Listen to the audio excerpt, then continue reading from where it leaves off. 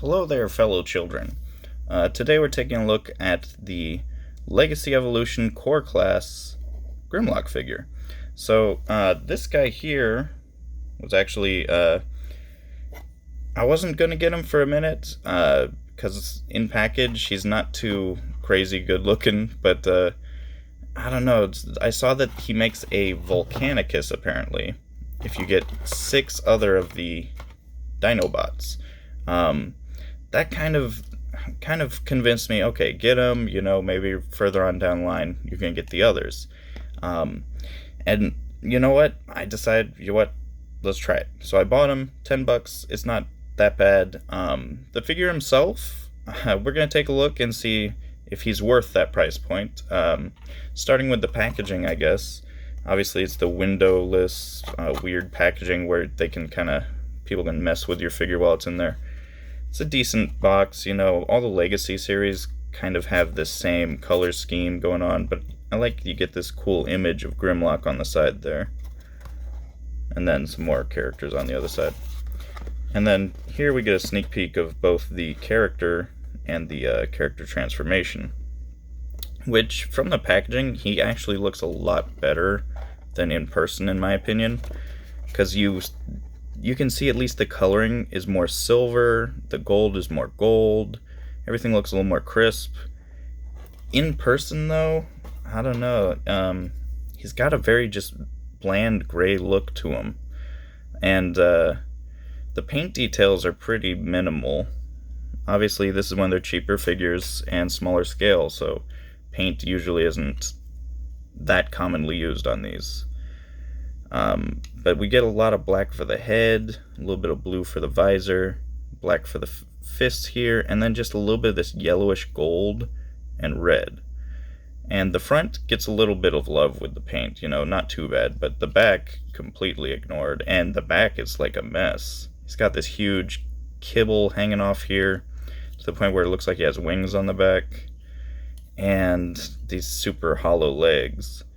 Which, for a core class, I guess you kind of have to accept there's going to be hollow parts, because they have to cram a lot of engineering into this small piece. But for the little gun he has here, I'm not a fan of that either. Like, I'd imagine this is probably going to be used for the Volcanicus. This is going to snap in probably in this side or something, but having him hold it from the side that's more complete, so you see this giant empty top, is weird for me. Like, that, it looks unfinished. It looks like that's a seat that someone's supposed to sit in, like wheelie or something.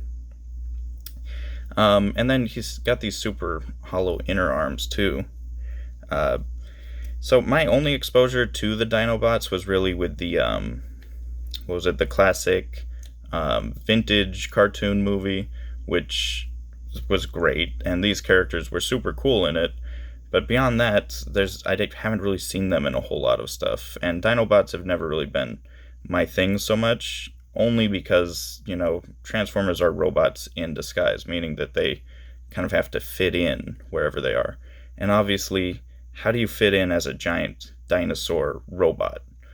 And he's actually probably fits in better as the Dino Transformer than the robot dinosaur. I don't know, it's a bizarre concept, but I get why they're popular, because it is also wicked cool. So obviously they won't be hiding in any sort of disguise, but they will definitely be able to destroy stuff as these massive mechanical beasts. And you know what? This regular figure form, despite all the hollowness and stuff, he's kind of cool. He definitely has some aspects. He's got like this big chunky proportion to him. He's always got, I like the head sculpt and the head detail. I've always liked the face on Grimlock, where he's just got this kind of voided, masked face. It's neat.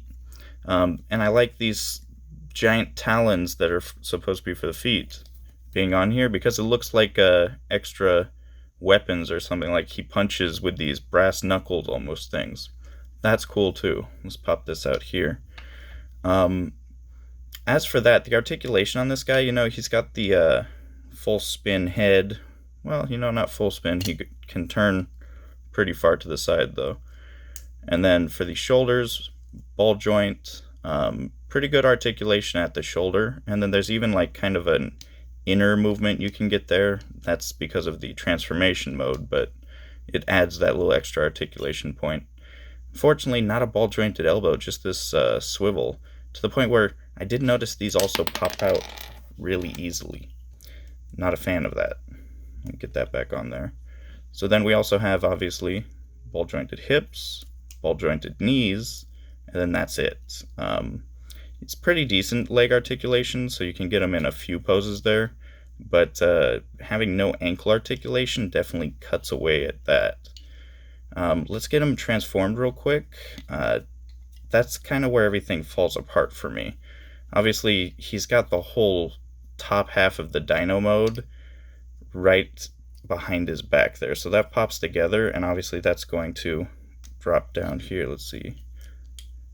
Oop, it's getting a little popped off. I think this part here is supposed to, yeah, there you go. And then this should, in theory, come on, go over his head. Why are you getting so stuck? There you go. For some reason that was super wiggly. And then, as you can see, this is already mostly transformed. The only thing we're missing is these will go here, and this is going to fit right there. Now, I had to transform this a few times before I started filming, just to get the idea that this is what they were expecting. This is what they wanted.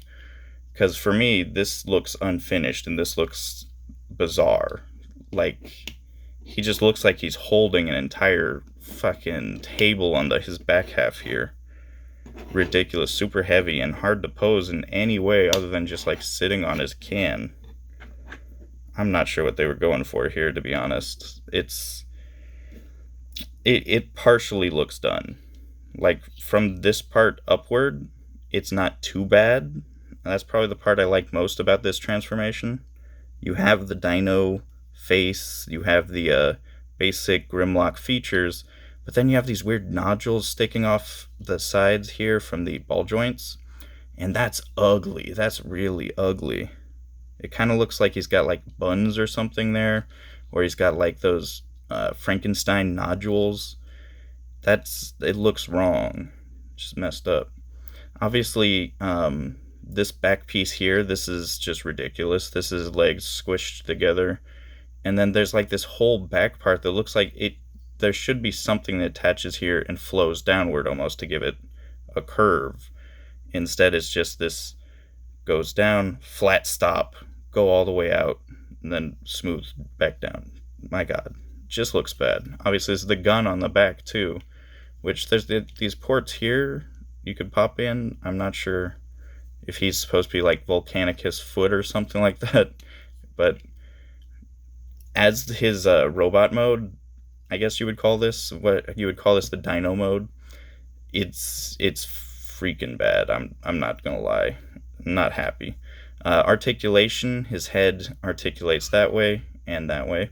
Just one hinge, no ball joint. No jaw movement, which is also really disappointing because, you know, Dinobots use their teeth. I don't know. That's sad. Arms, no articulation, completely just sculpted on there.